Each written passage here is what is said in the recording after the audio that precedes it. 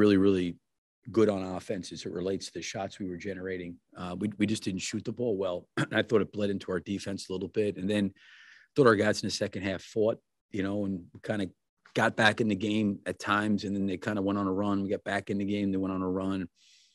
But I think that they were, fighting all the way to the end to try to give themselves a chance. And obviously we were fortunate to be able to get it to overtime. What is your decision to start Patrick in the second half? And how did you think he played overall?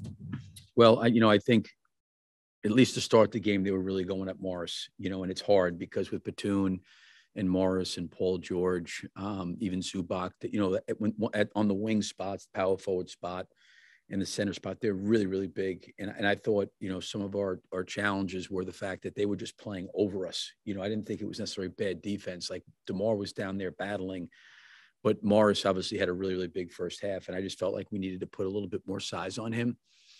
Alex has been nursing a back. We're trying to be careful with his minutes. I thought 13 in the first half, we could kind of maybe play him a little bit more in the second. And I thought, Patrick maybe matching up with Morris would allow us to shift around some matchups and get a little bit more size on him, because that was something they went to very, very early in the game.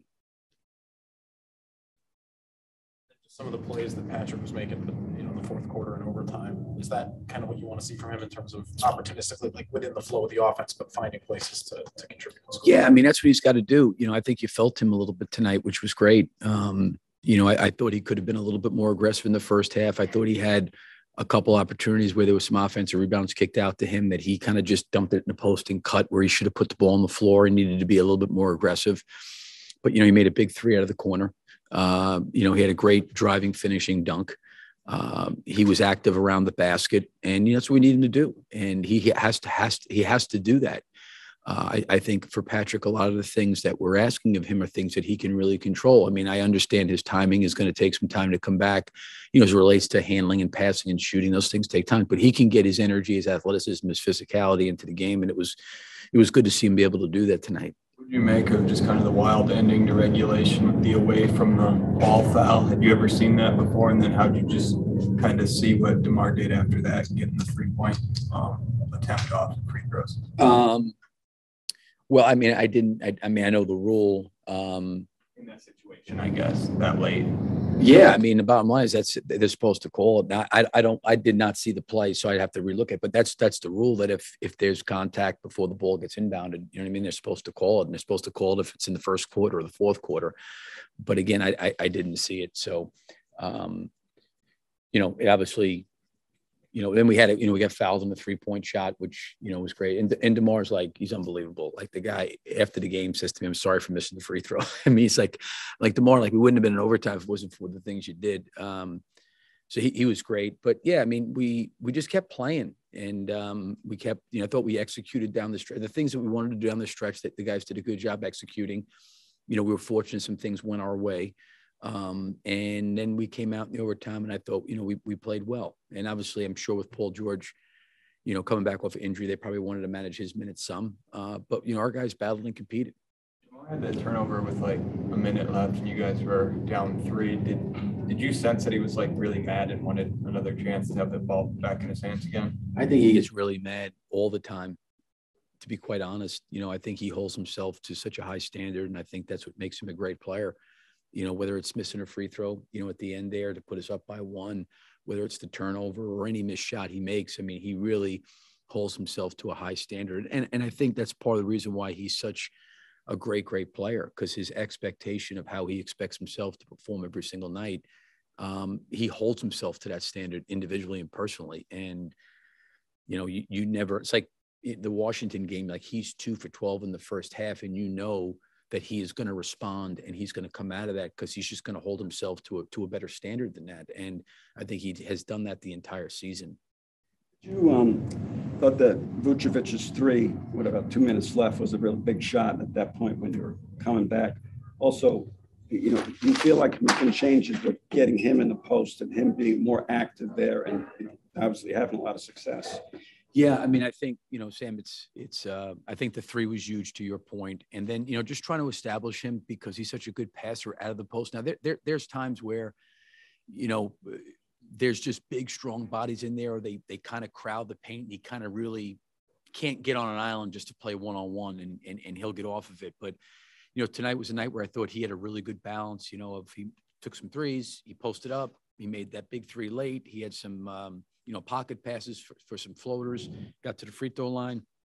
I mean, I thought Vooch was well balanced tonight throughout the course of the game. There's been times where, maybe we got him going early and he, really hadn't been the same, maybe in the second half as much, but I thought his balance tonight in terms of how we utilized him was good. And I thought the looks he got tonight was good. The looks that got tonight, we did not shoot the ball well at all. And I thought, offensively, we moved it, we shared it, we generated good looks. We just had a hard time putting the ball in the basket for a good portion of the game, and especially from the 3-point line. But, we kind of like recovered later in the game. You won the game, but you've been saying it's like almost after every game lately, we're not shooting the ball well. I mean, you're high up in shooting percentage. What do you think is going on about that? We're high up in shooting percentage for the year, but if you look at the shooting percentage since the All-Star break, it's not been high.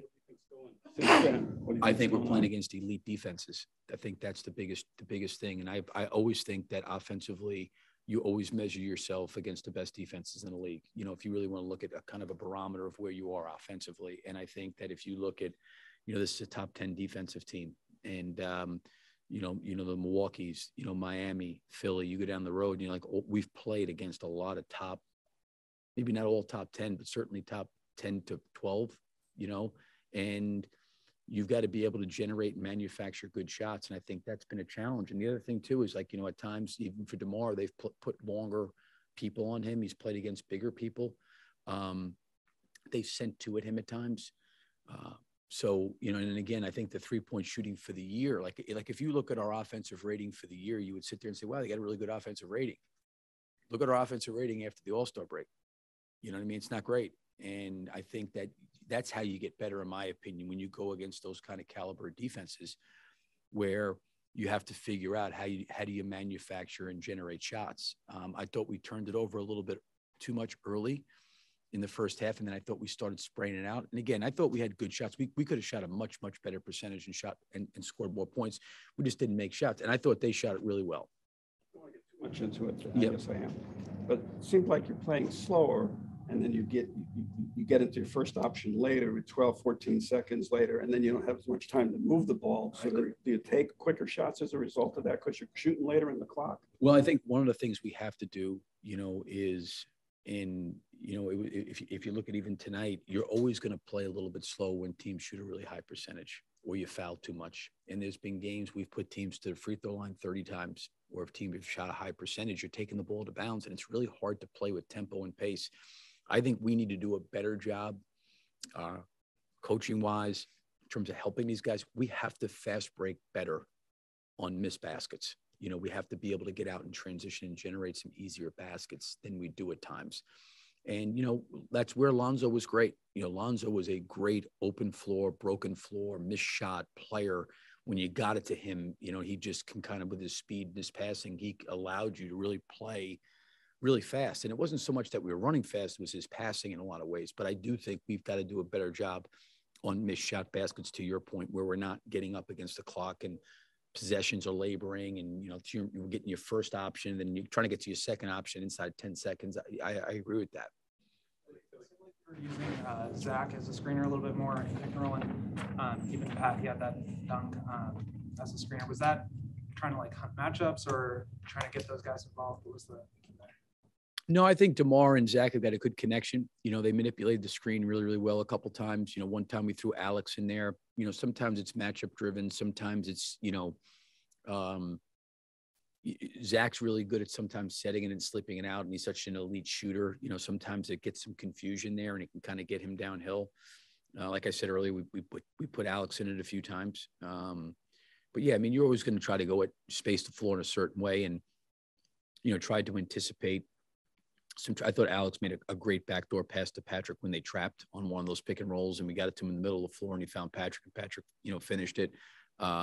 But yeah, I think it was probably a combination of a little everything, matchups, and then also, putting two really good offensive players in action together, Zach and DeMar.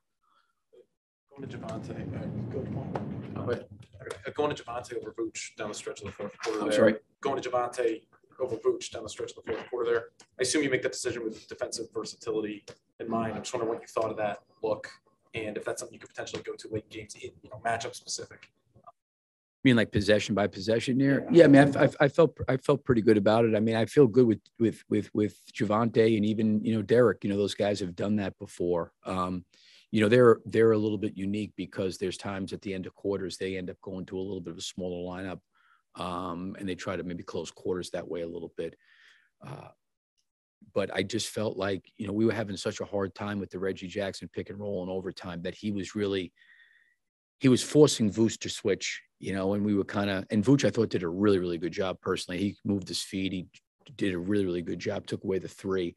But I just thought putting Javante at now, the other thing you worry about in those situations is you're really, really small, and if they offensive rebound and kick it out for a three, that's a problem. But I do like it. I trust Javante. I trust our guys to be able to do that. I thought that was the best thing because it was really hard the way Zubac was screening. And it was really hard for Alex to get back on the ball.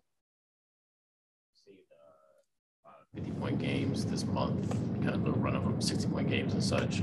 I think it's been more this month than it had been all season before. Just any theories on why that is or why you think guys are starting to turn it up and score a lot of points? Yeah, I mean, I don't know what the answer would be, but that guy for us is special. I mean, he really is. I mean, I give him a lot of credit. I mean, I always find it really, really hard when we've had like two kind of extended road trips, one out west and came back for a game, I think maybe against Toronto, and then back out again from Milwaukee, and then for this trip. And I think when it's like hard, and the fact that he can mentally, DeMar can just mentally like focus in and lock in and on what he wants to get done and how he plays. I mean, it's even just seeing him at the end of regulation when he missed that free throw. I mean, like he was bothered. He was just bothered. And it's some of those guys just they're wired in a way that they have an unbelievable level of focus and concentration. And whether things slow down for them or their concentration is heightened, it's pretty amazing to see him do what he do, especially on that back-to-back with New York and Washington, the number of minutes he logged and coming back and playing again and playing in overtime games. Pretty impressive. We were able to concentrate. Okay, thank you, guys.